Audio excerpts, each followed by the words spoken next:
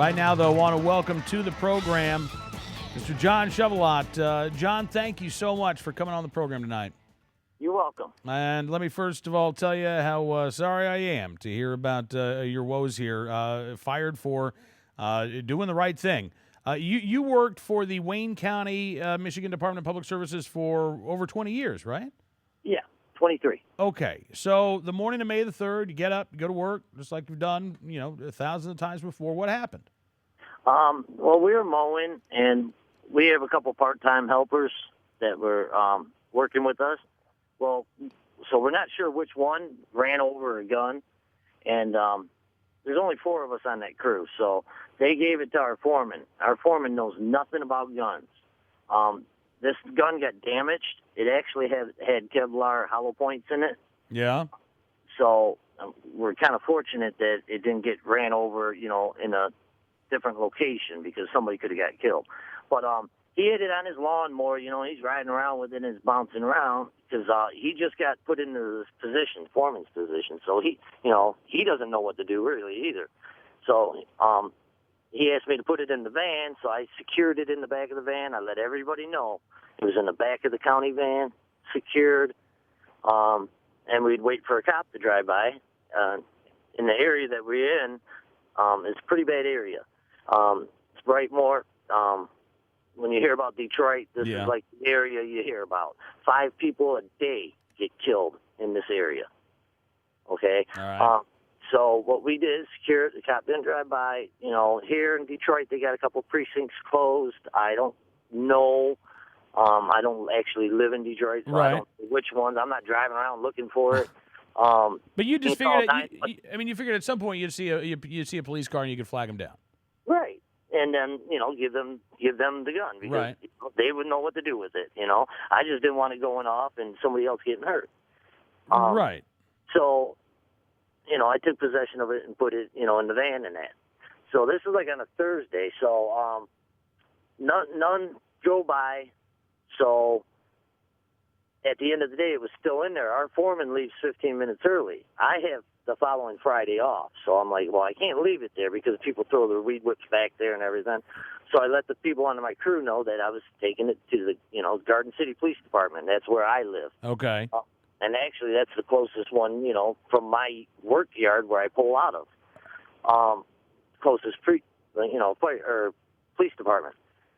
So, I took it. Well, first I came home. I had it secured in my truck, locked my truck in the backyard, and took my daughter to her soccer game because that's more important than some really old gun that, got ran over, So when I got back from her soccer game, then I got into my work truck and took it to the police, turned it in, made a police report. All in the same day. Okay. So what did the police say, by the way? Did they say, oh, man, you're going to lose your job over this, John? Or did they thank you for this? No, they thanked me. They were nervous at first because, somebody come walking into the police department with a gun. I was trying to have it like open palms. So they, hello. Right. But they were understanding, very understanding. And, because technically it's not their jurisdiction. And right now, with budget cuts and everything.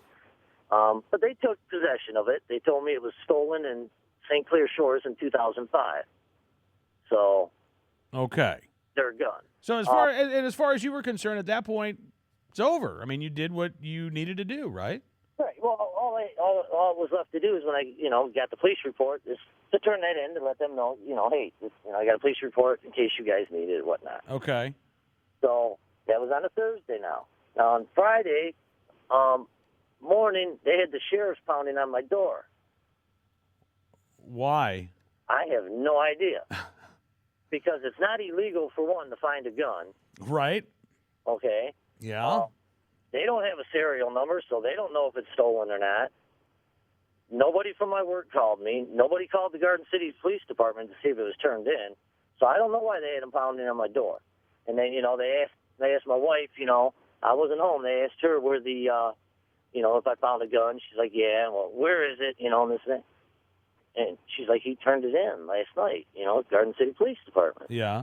And pretty much, and then that was it. They left. So I get called into work. Now, mind you, that's my day off. My supervisor came over. I had to file police or write a memo of what happened everything on my day off. Of course, didn't get paid for it. Right. A couple of days later, I get called down to the airport, and they want to fire me over this gun incident. Well, they couldn't get a hold of one of the big, appointee big shots, so they took a recess for a couple of days. And then when they came back from that recess, they had like 3, 4 other trumped-up charges on me and fired me. Each one, which is illegal, you can't add charges on. You know what I'm saying? Right, but but the union says right. So but, I mean, basically, they fired you for possessing a firearm on county property.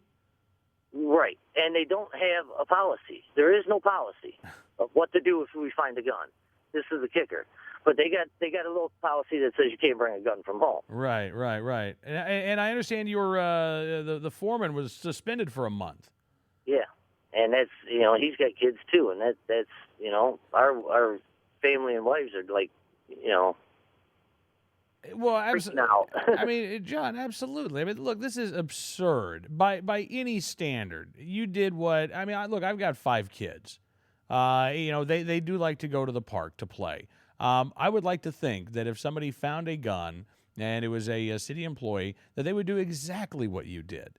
Look, could we quibble? Could we quibble about maybe you should have gone to the police? I don't care. You ultimately did the right thing.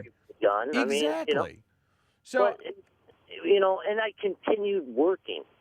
That's the kicker part of it. Right. And, there was no thanks. Glad nobody got hurt. No, nothing like that. Here's the kicker: is after this whole incident, Yeah. a guy from work been carrying a gun from home. Well, he lifted up his shirt and someone seen it. They gave him 30 days off. But he didn't get fired.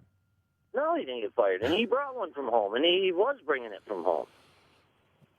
Well, I got to tell you, I don't think that's worthy of 30 days off. But then again, I don't think what you did is worthy of a firing offense, John. So, I mean, again, this is so bizarre to me. What is there? Is there any? What do you want to see happen? Do you want your job back? Honestly, no. I'm scared because of the repercussions. I mean, it's not pretty. There's part 2 going to air on Fox 2 tonight at 10. Yeah. So, I just want my retirement. I worked my whole life doing public service. Never been in trouble at my job. And you're 2 years away from retirement. Yep. 2 years. John, I got the 2 years, but those 2 years are part-time. So Okay. if they buy those 2 years, I would have enough. Listen, buddy, I got to tell you, I think what has happened to you, based on the facts that we've heard, is just outrageous. I mean, you should have gotten a commendation for doing the right thing. You shouldn't have been handed your walking papers. So, John, I want to keep up with your story, sir, and you know what? I do hope that your story does have a happy ending. Yeah, like I said, it wasn't a bad neighborhood, but I would do the same thing if it was my neighborhood. If I came home and seen a gun laying between the street and sidewalk in front of my house, Mm-hmm. I'm not going to say, hey, kids, don't touch this. I'm going to go in the house and make a phone call. I'm going to pick it up, secure it, then go call the cops. If I can't get all the cops or whatever, I'm going to take it to the police station. I'm not going to leave it there and hope the kids don't pick it up while I go make a phone call or something. Right. Absolutely. I mean, John, again, I wish you the best. I want to keep up with your story, so I'd love to have you back on, and we're pulling for you, man.